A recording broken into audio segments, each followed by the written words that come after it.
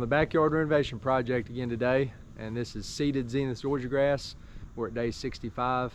You can see it here behind me. It's really coming in nicely, pretty even, starting to thicken up here lately, and we've got about a month or so of the growing season left. And if you want to check out what we did to get to this point, you can check out the playlist linked above. But today we're going to be working on the edges of the grass and where it transitions into the wood line and into my other landscape beds.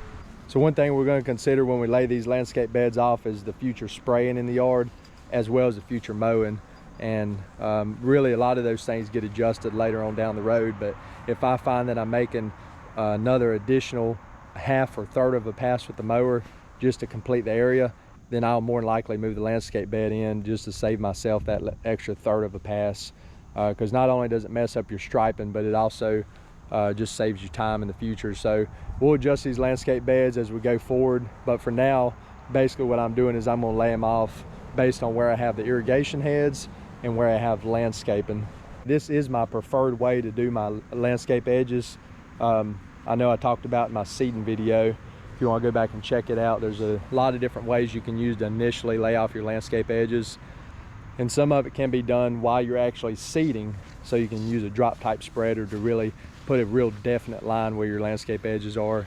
But for me, I would prefer to round up over to where I want my landscape edge to be. I just think you got a lot better shot of getting a really thick edge the first year.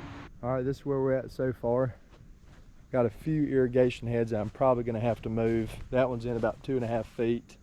I really like it to be out here a little bit, but really, you know, that might not be worth the trouble. But basically, you just gotta think about when you're going down through here mowing, are you gonna be able to make that turn? And just from experience, I know that turn's gonna be kind of tight, especially on my Ventrac. This irrigation head is probably 4.5 feet back from the edge, so that one's definitely gonna get moved, and it's gonna come up here to probably about 1 foot in.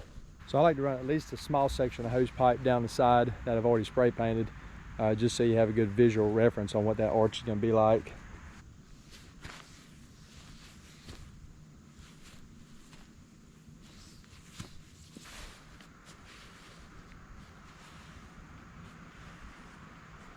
So this side's gonna be fairly straightforward. I'm just gonna take 7 steps off the edge of the brick, and we're just gonna shoot it straight down through there.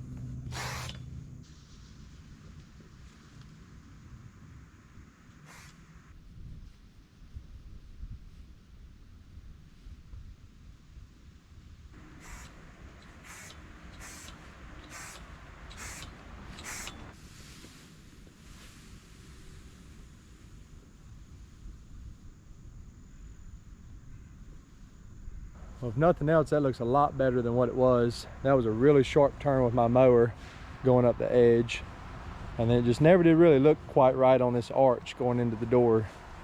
So we've since adjusted it to about like this. It kind of straightens up at the end because I want to put it right in line with the door.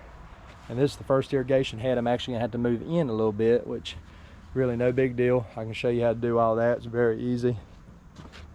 This is what it looks like coming out. And we probably adjust it just a little bit more when we go to spray some Roundup or edge it out next year. But the last thing we want to do is round up too big of an area and then try to grow it back in. You just got to kind of envision when you're mowing, when you're making these arches and stuff, how easy is it going to be to not run your front wheel into the landscape bed. Going down the back side, we're going to make it as straight as possible for now, and we may or may not end up coming back and changing that. I'm really just not sure. I'm not a fan of straight lines, but this is a little bit different scenario, fading into the wood line. So it really is going to depend on how much landscaping that we add back here. So the same thing with this one, just keep a little bit down towards the curve where we started, just so you can get a visual idea of what that curve is going to look like fading into this straightaway. The last section we have to do is through here. This is the section that got washed out a little bit. It's kind of thin, but it's really going to come in next year. Eventually, this whole section that I'm standing in may be landscaping. I don't really know how I want that landscape bed to fade out into this grass area, and I'd like to try to hide the wood furnace just a little bit. Not really sure about this area, but for now we're just going to outline the grass. Well, it never did get any rain yesterday, but it's better safe than sorry. Just go ahead and wait until they're not calling for any rain. I always try to do it earlier in the morning because of afternoon thunderstorms, but we're gonna go out there and spray the perimeter of this yard that we got painted off yesterday. We're going out with about 3 ounces of Roundup, or I'm just using glyphosate, 41% per gallon of water, and we're gonna be on our way to getting these edges defined. So when I'm going around spraying this Roundup, just try to keep the tip kind of pointed away from the spray paint and just try to stay inside the spray paint a little bit.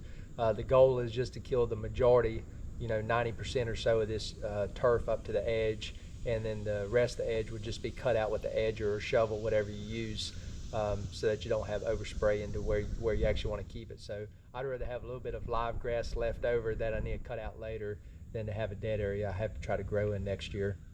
I've got everything done in this backyard that I want to do today.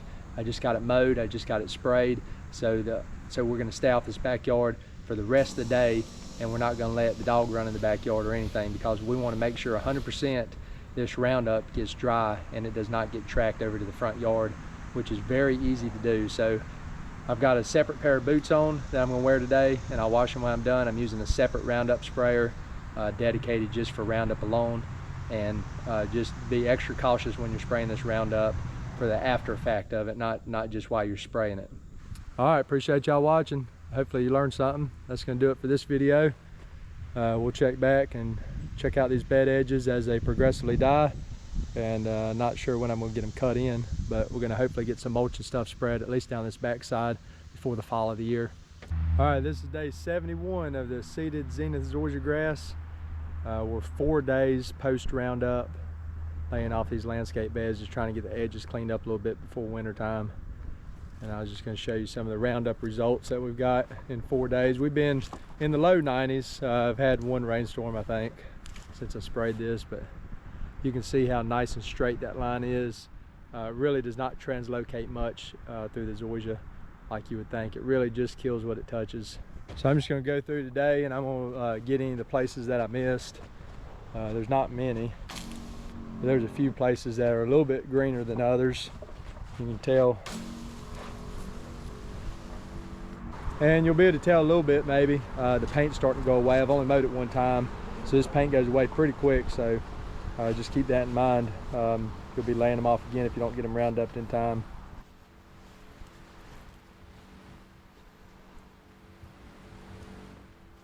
All right, appreciate y'all watching. As always, if you got any questions or comments, leave them below, and I'll be sure to try to answer them.